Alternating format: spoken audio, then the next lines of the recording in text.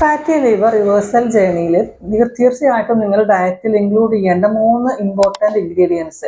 ഞാൻ ഈ പറയാൻ പോകുന്ന 3 കാര്യങ്ങൾ ഏതെങ്കിലും ഒന്ന് നിങ്ങൾ ദിവസേന നിങ്ങളുടെ ഡയറ്റിൽ ഉൾപ്പെടുത്തുന്നുണ്ടെന്നും അത് ഏതെങ്കിലും ഒരു ഫോമിൽ നിങ്ങൾ കഴിക്കുന്നുവെന്ന് നിങ്ങൾ ഉറപ്പാക്കണം.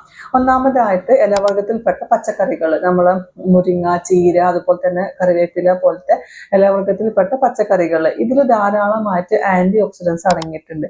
ഈ ആന്റി ഓക്സിഡൻസ് നമ്മുടെ ബോഡിയിൽ ഈ ടോക്സിൻസ്, അതായത് പ്രത്യേകിച്ച് ലിവറിൽ ടോക്സിൻസ് അടിഞ്ഞു കൂടുന്നത്, അപ്പോൾ ലിവർ ഇൻഫ്ലമേഷൻ ഒഴിവാക്കാനൊക്കെ നമ്മൾ ഹെൽപ്പ് ചെയ്യുന്നുണ്ട്. അതുപോലെ തന്നെ ഇത്തരം ഇലക്കറികളിൽ ഫൈബർ കണ്ടന്റ്, അതായത് നാരുകളുടെ കണ്ടന്റ് കൂടുതലാണ്. ഇത് ദഹനം എളുപ്പമാക്കാനും നമ്മളെ ബോഡി വെയിറ്റ് കൂടാതെ ഒരു നമ്മളെ നോർമൽ ബോഡി വെയിറ്റ് മെയിൻറ്റെയിൻ ചെയ്യാനൊക്കെ ഹെൽപ്പ് ചെയ്യുന്നുണ്ട്.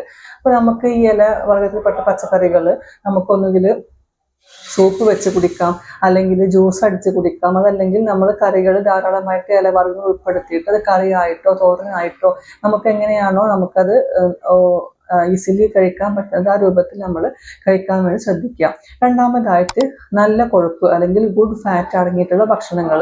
അപ്പോൾ നമ്മൾ ഗുഡ് ഫാറ്റ് അടങ്ങിയിട്ടുള്ള ഭക്ഷണങ്ങൾ പറയുകയാണെങ്കിൽ നമ്മൾ സീഡ് വർഗത്തിൽപ്പെട്ട ചിയ സീഡ്, ഫ്ലാക്സ് സീഡ് പോലത്തെ സീഡുകൾ, അതുപോലെ തന്നെ കാഷ്യൂസ്, ആൽമണ്ട്സ് പോലത്തെ നട്ട്സുകൾ, പിന്നെ നമ്മൾ മീൻ, അതുപോലെ അതായത് മത്തി, അയില പോലത്തെ കടൽ മത്സ്യങ്ങളിലൊക്കെ ധാരാളമായിട്ട് ഈ ഗുഡ് ഫാറ്റ് അടങ്ങിയിട്ടുണ്ട്. ഗുഡ് ഫാറ്റിന്റെ main source omega-3 fatty acid തന്നെയാണ്. ഈ ഗുഡ് ഫാറ്റ് നമ്മുടെ ബോഡിയിൽ ട്രൈഗ്ലിസറൈഡിന്റെ അളവ് കൂടാതെ ഒരു നോർമലായിട്ട് അത് മെയിൻറ്റെയിൻ ചെയ്യാൻ വേണ്ടി ഹെൽപ്പ് ചെയ്യും.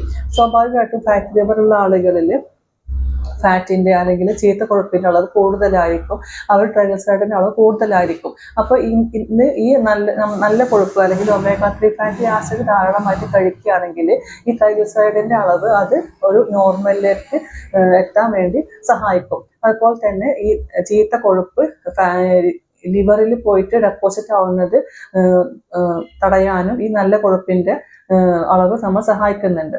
അപ്പോൾ ഇത്തരം ഫുഡ് ഐറ്റംസ് നമ്മളിപ്പോൾ ചിയ സീഡ്, ഫ്ലാക്സ് ഒക്കെ ആണെങ്കിൽ നമ്മൾ സ്മൂത്തികളിൽ ഒക്കെ നമുക്ക് ഇൻക്ലൂഡ് ചെയ്യാൻ പറ്റും. അതുപോലെ ഈ മത്തി, അയില പോലത്തെ മത്സ്യങ്ങൾ നമുക്ക് ഡെയിലി ഡയറ്റിൽ ഏതെങ്കിലും ഒരു ഫോമിൽ ഇൻക്ലൂഡ് ചെയ്തിട്ട് നമുക്ക് കഴിക്കാവുന്നതാണ്.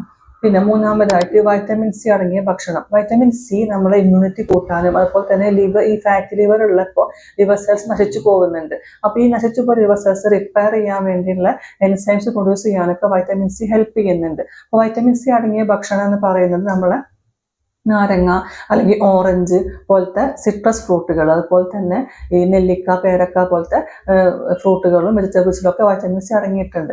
അപ്പോൾ ഇത്തരം വെജിറ്റബിൾസ് അല്ലെങ്കിൽ ഫ്രൂട്ട്സ് ഒക്കെ നമ്മൾ ഡെയിലി നമ്മളെ ഫുഡിൽ അല്ലെങ്കിൽ ഡയറ്റിൽ ഉൾപ്പെടുത്താൻ വേണ്ടി ശ്രദ്ധിക്കുക.